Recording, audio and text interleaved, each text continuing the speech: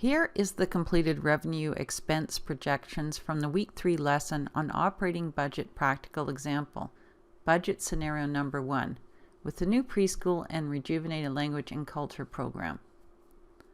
Let's suppose that the Strategic Planning Committee decided to go with the new preschool and a revamped language and culture program. So we are going to be using Budget Scenario Number 1 for further analysis.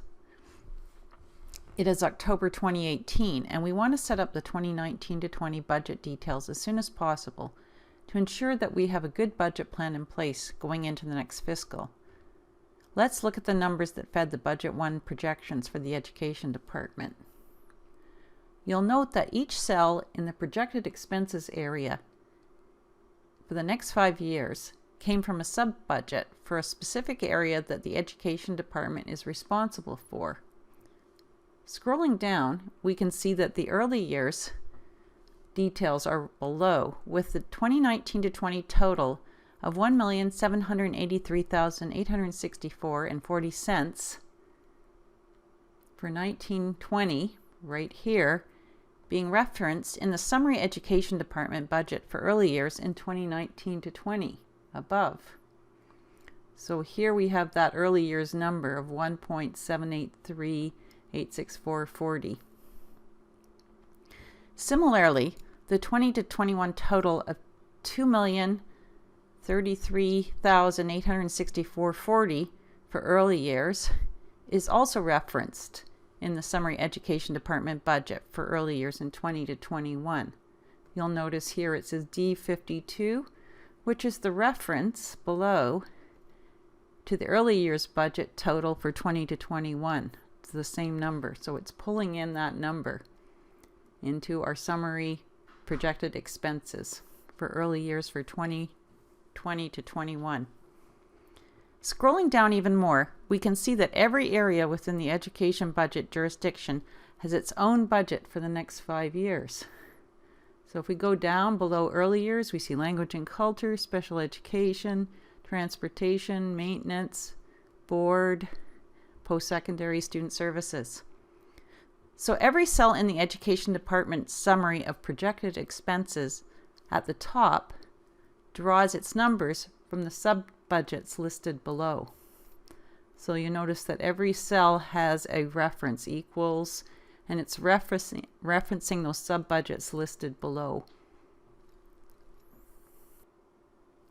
Scrolling down to view the area sub-budgets is a little unwieldy. So I've set up separate worksheets for the sub-budget areas with labeled tabs.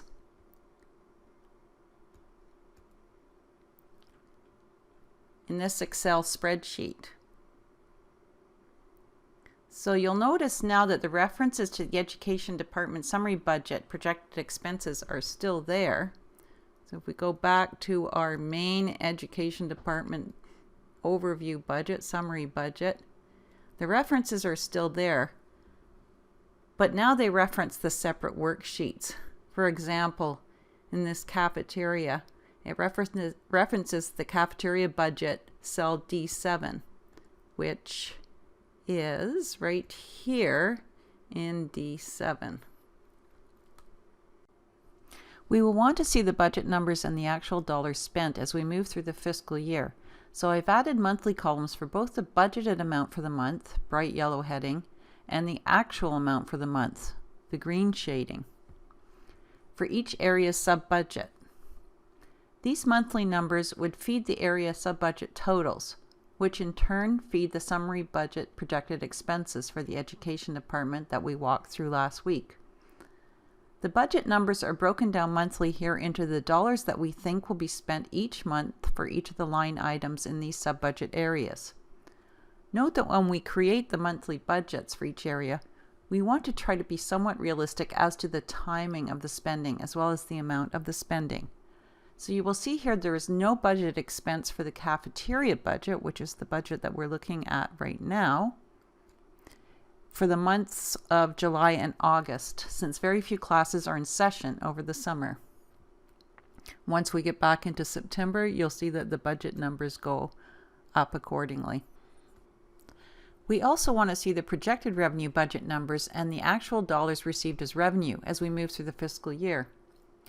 So I've added monthly columns to the education summary budget for both the budgeted revenue for each month with the bright yellow heading and the actual revenue for the months with the green shading for the education summary budget.